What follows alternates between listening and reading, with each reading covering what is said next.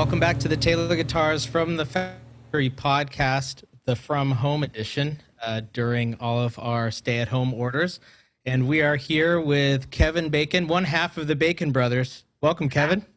Hi, thanks for having me. Like I said, as the legend goes, we'll see if my brother makes his way here or not. These are challenging times when it comes to Zooming, podcasts, and remembering things that are on your schedule. So we'll have to Right.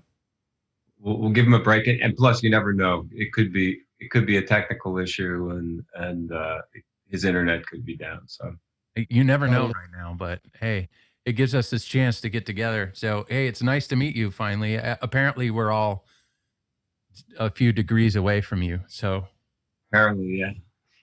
so I hear. And speaking of that, you seem like you've been pretty busy during this lockdown. You started a whole movement, basically. Can you tell us about that? Yeah, early on, somebody smarter than me came to me with this idea of an I Stay Home For campaign, a hashtag I Stay Home For. And I seemed like a good person to launch it just because it was kind of playing off the idea of 6 degrees, which you just mentioned, which six is a magical number. Many guitars have 6 of something on them. Sure. And so, yeah, I was realizing pretty early on that the thing that the virus really didn't like was staying home and the inability to infect each other. And so someone said, what about thinking about who you were staying home for, and if you go out, that you could be affecting somebody who's affecting somebody who's affecting somebody. It was kind of playing off of this 6 degrees. Yeah. And I've always felt the thing about 6 degrees is that you need to take me out of it, because if I'm not part of it, it becomes kind of a beautiful notion that we're all connected on this planet. This virus is a sad and tragic example of that, but it really does put that notion right in our faces. So we launched this thing on social media. A lot of really great people. Initially, a group of celebrities who obviously know celebrities who know celebrities joined on, but also a lot of really just everyday people who said, I stay home for my kids, I stay home for my grandfather. There was a 98-year-old guy who was saying, I stay home for me. And then the healthcare workers kind of got involved and said, listen, we can't stay home. And that really woke me up in a way. And I realized that for those people that don't have a choice, it's really important to highlight the work that they're doing and the fact that they're going out and putting themselves on the front lines all the time. And just recently we launched this I Feed the Front campaign, which has to do with providing meals for healthcare workers who are out there and need the fuel, and also simultaneously supporting local restaurants who actually cook the food and deliver the food to the hospitals wherever they happen to be working. Nice. So it's been a busy time for sure. Not all the time, but there has been some stuff that I can kind of throw myself into, which is great. Well, what I like about it too is the fact that people are thinking of someone close to them when they do it. Because I think so many times it's hard to kind of put it in perspective because the virus seems like it's out there, and so being able to think of parents or cousins or family that could be affected, I think it just makes it that much more personal. Yeah, and ultimately, I think we're at this point now where what we really need to do is just, kind of think about each other. I mean, I'm all about the personal freedoms and about the fact that we need to get back to work. I think, actors want to get back to work, musicians want to get back to work, and so do bartenders and waiters, and, everyone wants to do it. And I just think that, we have to also make sure that we're trying to do our best to protect each other. I think that we're now moving into a different kind of phase of our reality, and what that's going to be, I don't know. There's a lot of experts that have a lot of notions about it. They're far more knowledgeable about it than me, but I think that we have to think of this in a way as something that is it's such a cliche, but we really are all in this together. Yeah, absolutely. What did it disrupt you guys? I mean, you and your brother Michael, who hopefully will be joining us. But you guys got an album I've that done you. so many interviews with Mike that honestly, you could ask me a question, and I could tell you exactly what he would say as an answer. So if you ever wanted to say, "Hey, Michael, I have a question for you," just throw it out there, and I'll do it. I'll do him. That's a great idea. That's I think I'll get on that. So yeah, what were you guys in the middle of before all of this happened musically? Because what would you guys be otherwise doing as a band? Yeah, well, I'm on a television show called City on a Hill, and we were in the middle of shooting City on a Hill. So while I do City on a Hill, or while I'm working basically on shooting something, it's kind of hard to play live because I can't really go out of town necessarily. I'm talking about, pre-COVID. I can play a local show on a Saturday night, but it's tough. It's hard. But I really like while I'm working to continue, if possible, to make music. So I tend to do a lot of writing actually while I'm shooting. I spend time in my trailer by myself. I always have guitar, some kind of a recording situation, basically a mic and a computer. And so I had been doing some writing, and Mike had been doing some writing. And I had a day off on City on a Hill, and literally the day we shut down, we were in the studio. We cut 3 songs in a studio in Weehawken, New Jersey, called Hobo Music. A really nice little room that we cut a bunch of stuff in. And then I went to LA to be with my family because I got a sense that this was going to be bigger than any of us really imagined. I don't know. It's not like I was a genius. I mean, everyone was feeling that, but it definitely hit me that I needed to get with my family. So on the day after we did the session in New Jersey, I went to LA and basically been in lockdown ever since. So we cut 3 songs there, and then we kind of turned around and went, well, we had been recording quite a bit, over the years, little things here and there, and we sort of had this idea of just releasing singles. I mean, I think that's what a lot of people do now. My brother is more old school and always kind of thinks of things as albums, as benchmarks, and where there's only 10 years difference between us, but he sort of has even a different kind of approach just to the industry and to the way that music is shared and all those kinds of things. Okay. More of a traditionalist, I think, in that way. And I was like, we don't need to do a record. Let's just just do singles. And then all of a sudden we turned around and, now we got like 10, 12 songs that we've done. I wrote one actually during the lockdown called Corona Tune, which I don't know if I'm going to change the title of it or not, but I was really happy with that. That I was able to really cut from my house. We've done whole records that have just been almost exclusively done with file sharing from people's home studios. Sure. So there's a lot of stuff on the record that kind of has that sort of vibe. And however, coincidentally, on the very last day before lockdown, we did go into the studio and cut 3 songs. Oh, nice.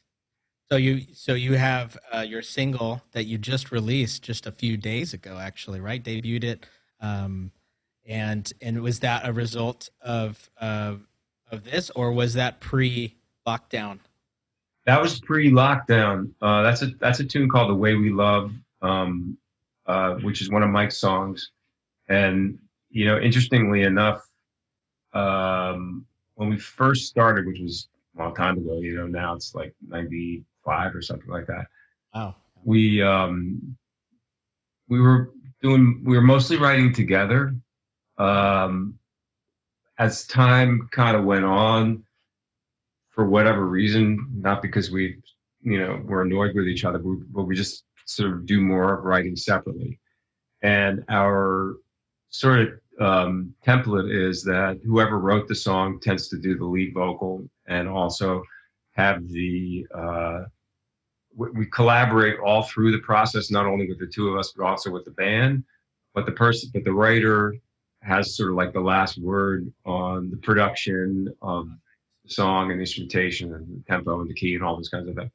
So The Way We Love is a beautiful song of Mike's that it's really super simple kind of arrangement, guitars and, bass and drums and vocals. It's the kind of stuff that he's just fantastic with.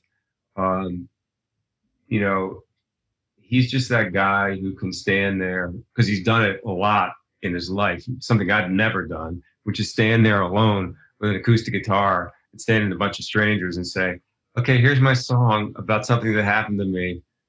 Please like me. You know what I mean? Like that's not, yeah. It's like mind blowing when somebody is able to do that, in the world of, James Taylor and Yeah. Jackson Brown and Bonnie Raitt and Loudon and John Prine and all those people. Yeah. And this is a song that's like right in the pocket of that. In my opinion, it's a good song. But we cut that probably about 4 months ago. And were you thinking about doing a video at the same time, or did that just come together? Is that just like B-roll of studio footage? Just B-roll, yeah. There was just a guy who was a friend of, I think it was a friend of my brother's son, maybe. And you see the dog. She's hungry the night. Said you could get on the couch. Awesome. Yeah, he was it was a friend of my brother's son, I think, and he wrote this song. I mean, we just said, can you bring a camera? He's a guy that does this kind of stuff. He'd actually shot another thing with us, another studio kind of situation, and yeah, and that was just and he edited it and did a great job.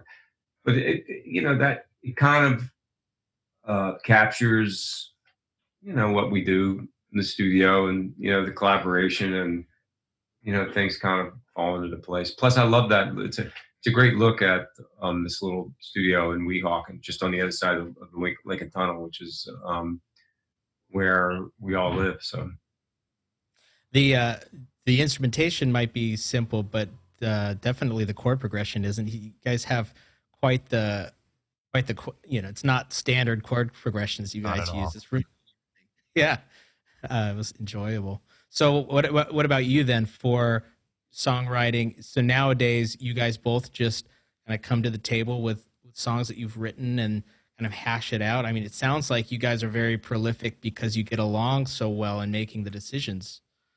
Yeah. So it kind of works like this. We write and then, we start to do demos, and the demos have, end up being, pretty, I don't know, pretty fat, a lot of stuff, at least mine do. Oh, I'm actually I'm going to say this flat out. I think of myself as a terrible guitar player. So whenever I write something, I'm always envisioning somebody good actually being able to play what it is that I'm imagining. Okay. And that's one of the great things about you know, handing something to my brother and seeing what he's going to do in terms of how to play it. Now, if he was here, he would be arguing with me about this because he thinks I have some kind of like rudimentary vibe or something like that, which I don't really understand because he's. But anyway, or Tim Quick, who plays in our band, who is an absolute master on across all string things in the band. He plays, beautiful, beautiful electric and acoustic, and we got a song we both play 12 string on, and he plays mando, and he plays ukuleles, and anything with strings. He's amazing. So yeah, I put together a demo, and for me, I think if you really were looking at the difference between the two of us, when I write, one of the first things that comes into my head is groove, because like the first thing I played was, oh yeah, that was like that's what I started doing before I started playing anything with any kind of string thing. So when I play the guitar, it's really not, I don't really play in a melodic kind of way. You know what I mean? I play in a, sort of rhythmic sort of way. That's what I think about. So right away, I start thinking about the drums and thinking about the drum grooves. So that becomes kind of like the basis in a weird way for my writing. I mean, I don't start with once in a while I'll start with a drum groove, but the chord progressions and the drums are sort of happening in the same time. With my brother, he's a incredibly well trained and skilled musician. I mean, he plays pretty much every single instrument. He has a great knowledge of theory. He's a composer. He can orchestrate. He writes full-on orchestrated scores. I mean, I was just listening to he just sent me a tape of some orchestration that he did, or a score that he wrote for a movie that I directed. And it's so good, and it's so complex, and it's so fascinating. And it's things that I don't really even understand. Like if you showed me a note on a piece of sheet music, I wouldn't know what note it was. Right. And so his stuff, he writes in a way, as you said, like interesting chord progressions and harmony. He thinks a lot about harmony and a lot about voicings, guitar voicings and stuff like that. All stuff that like, sometimes I often play chords that I have no idea I couldn't tell you what the chord was, basically. That's what I'm saying. It's just a thing. It's just a place where I found my fingers. When did you start playing? When did you pick up a guitar? I started playing too long ago to be as bad as I am. Did he start first? Did your brother start first? Yeah. No, he was, for sure. He was, like I said, he's 9 years old. It depends on what time of year it is and which one of us you're speaking to. But he's 9 or 10 years older. So by the time I was about, well, I'd say 3, he was had been a cello player as a little boy. He started on cello. He played oboe. He was in the school orchestras, the All City Philadelphia Orchestra, and then was allowed to get an acoustic guitar. My mother didn't want him to have an electric guitar for whatever reason. She thought that was, I don't know, too far. She wanted him only have an acoustic guitar. Acoustic guitars at that time were, a great symbol of, coolness, but also, kind of counter culture and the folk music. His hero is Pete Seeger. He came up through that kind of Woody Guthrie, Pete Seeger kind of thing. And one of his first band, the first band that I remember him in, was a jug band with guitars and washboard bass and an actual wash tub bass, and then a kazoo and all kinds of shit like that. And I would sit on the steps of our house in the basement in Philadelphia and listened to this band, practicing. My sister was in it, and she was also a kind of like, beautiful straight hair, blonde, Judy Collins type folk singer. So I grew up listening to all that kind of stuff, but I didn't really. I kind of tried to play, I guess, a little bit, but it all seemed too hard. So I decided to play drums, and I had a kit in the basement and congas. I was really, really into soul and funk music and Curtis Mayfield. So I loved all that, conga Yeah. playing. Played in some bands. I actually played in a band when I was probably about 13. It was, believe it or not, called Footloose. It was a backup band for a local Philadelphia guy named Chet Brown, and it was called Chet Brown and Footloose. And I was a percussionist. And then I got a guitar. I think my brother got me my first guitar and taught me Hey Jude, 3-chord kind of thing. And I liked it, but it has remained to me a great source of pleasure, but also a great source of frustration that, I am never quite where I want to be.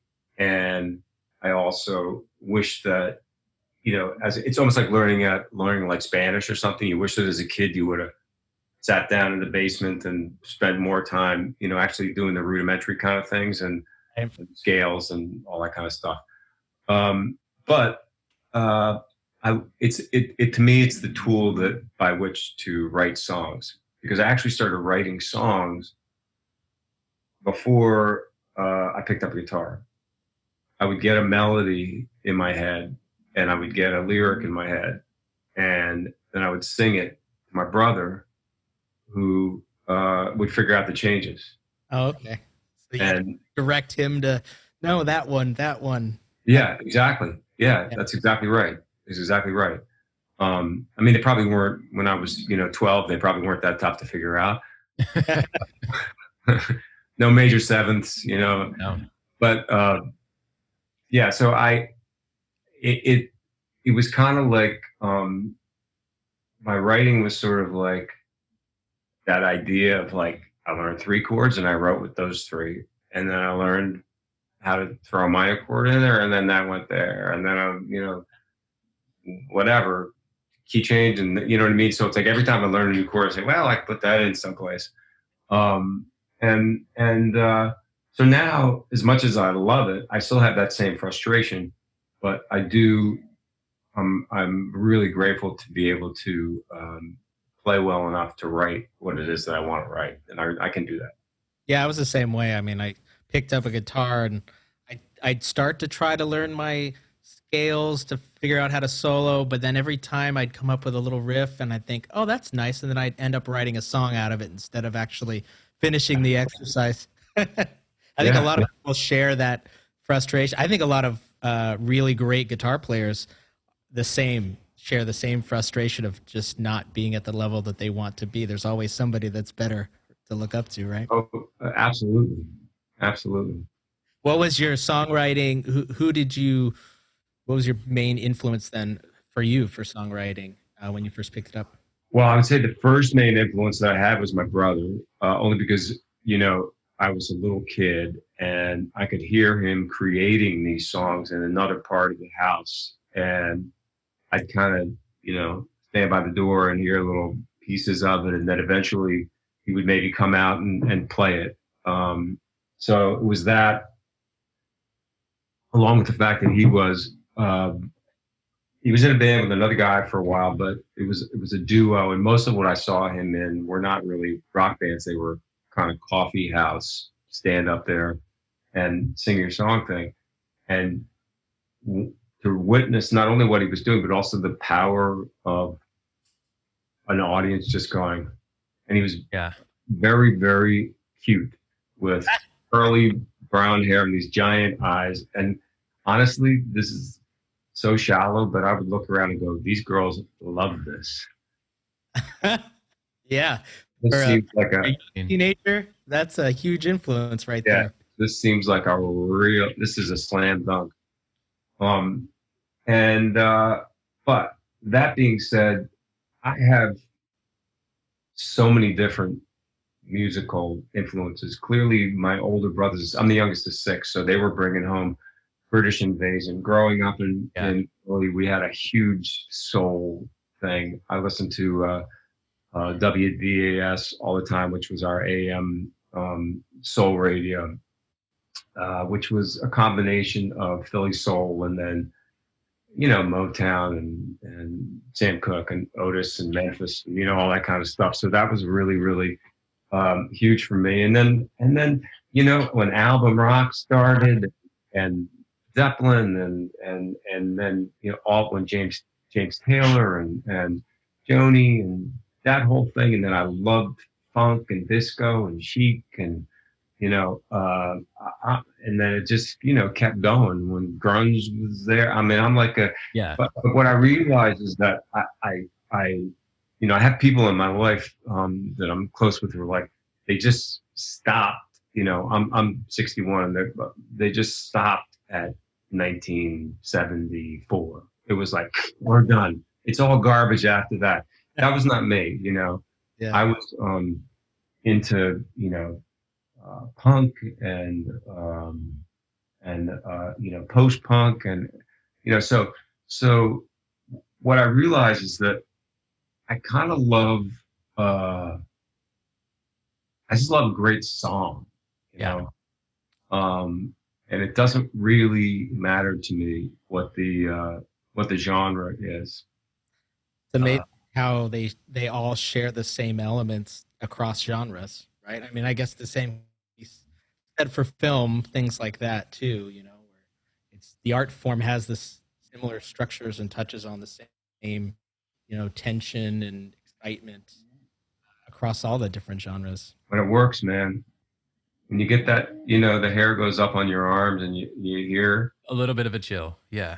When you hear what somebody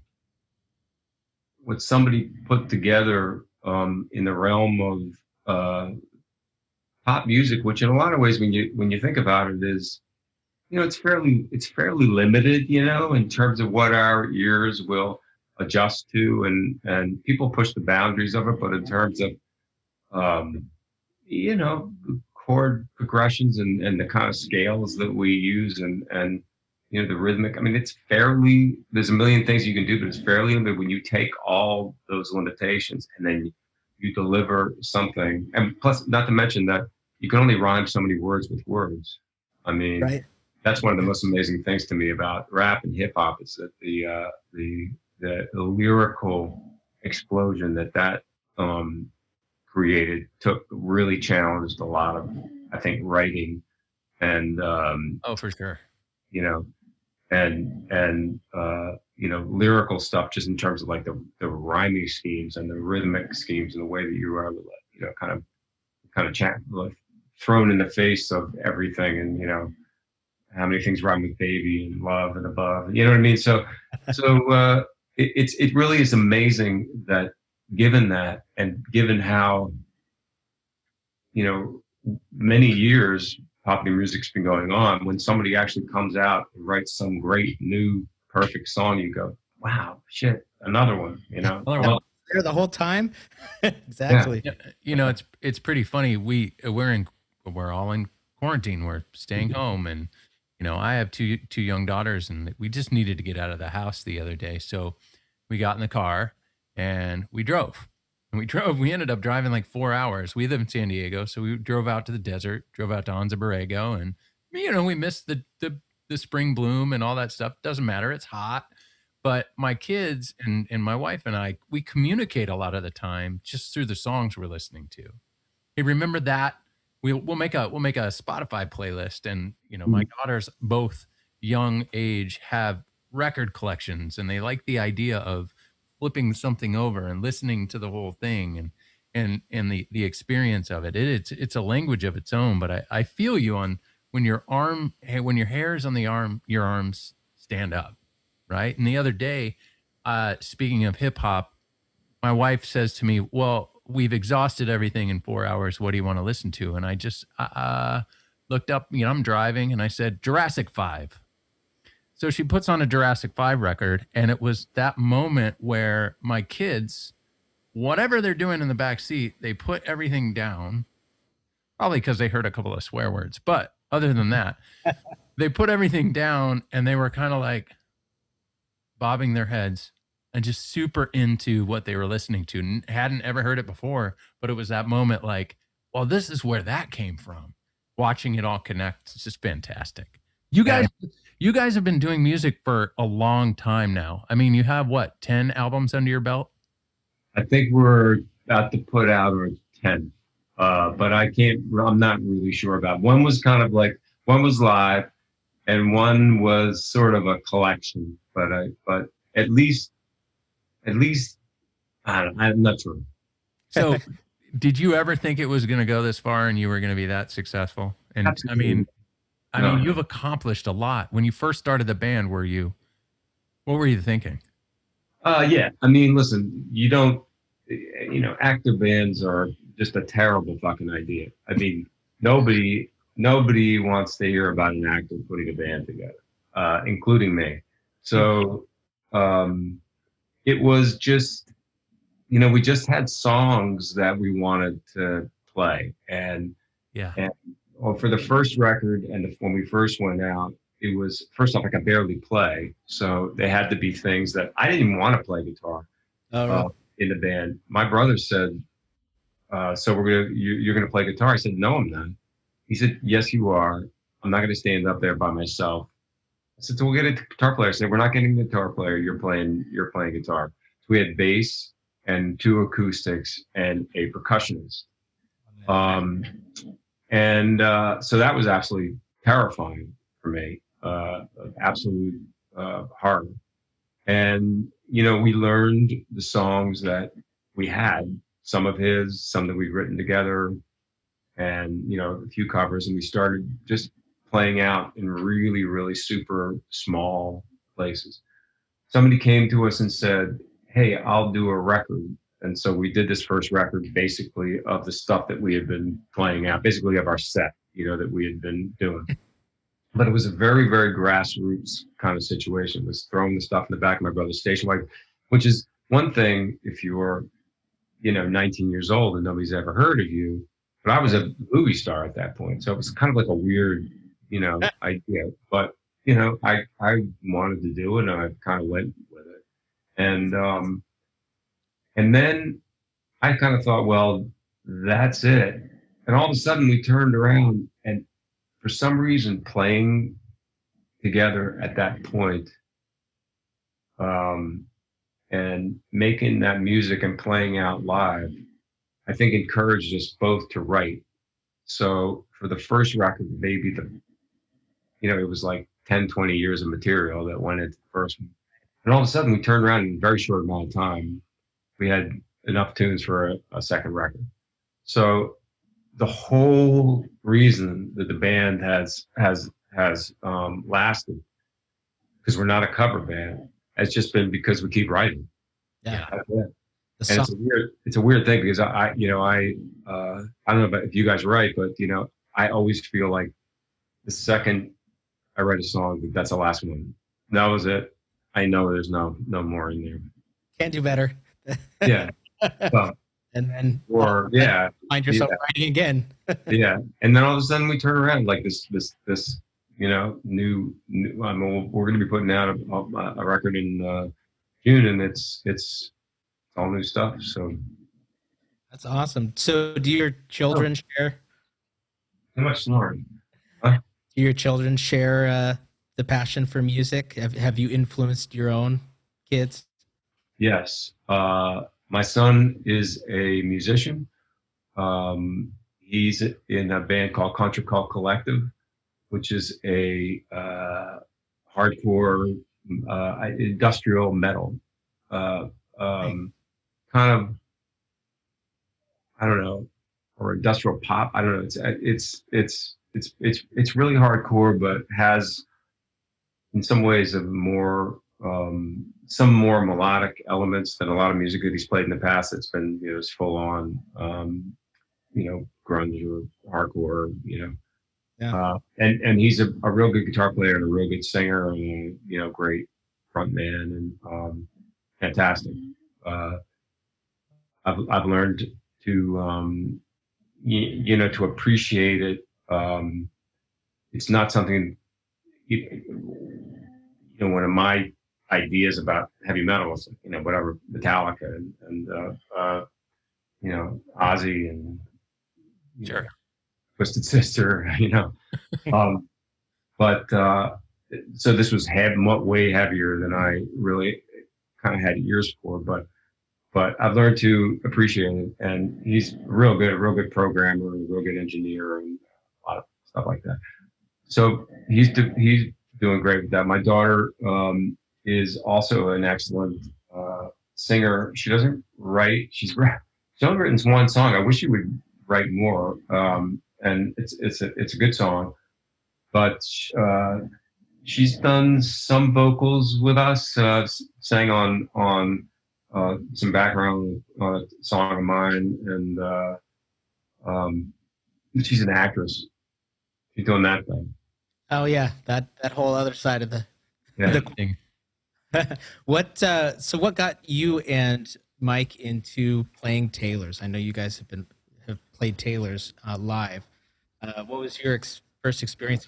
Was that his influence as well, or was that just a guitar that you fell in love with? It's a guitar that I always had sort of seen from a distance and would go to Manny's or Sam Ash in New York before that whole world kind of went away. And I'd go into the acoustic spot and pick them up, and I loved them and they felt great.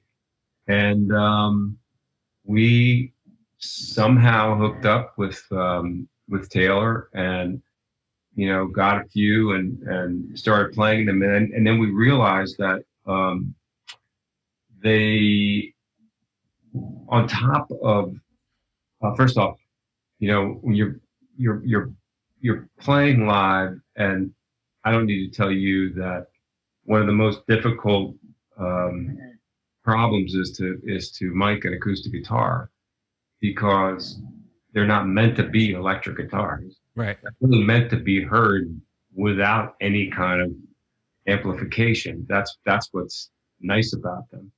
And if you're in a live situation, in the old days, you would stand in front of one microphone in front of the sound hole, and then there would be another microphone. You know what I mean? And that was fine.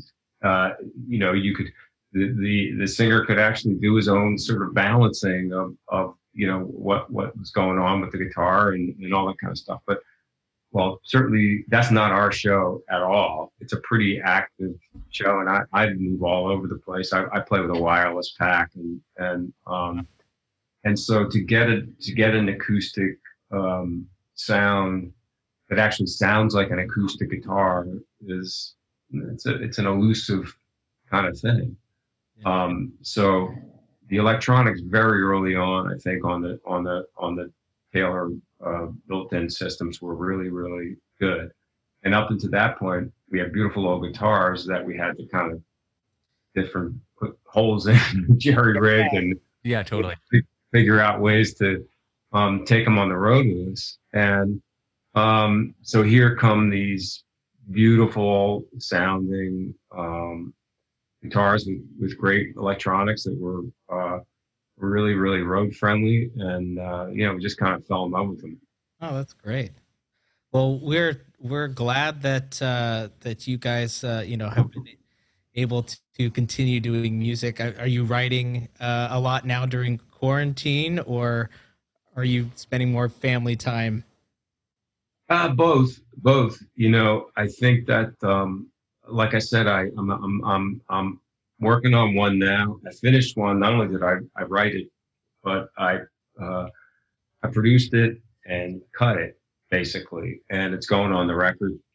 And the details of how you do that in quarantine are interesting. I mean, like I said, we did an album where actually we did a little thing early on where took an old Rolling Stone song called "Coming Home" and Mike rewrote the lyrics and said "Staying Home." And it's like a really early. I didn't even know the song. Like I love the Rolling Stone. I didn't even know the song. I think I don't know if it was a cover or whatever. It was kind of like a kind of bluesy, sort of skiffly kind of vibe thing.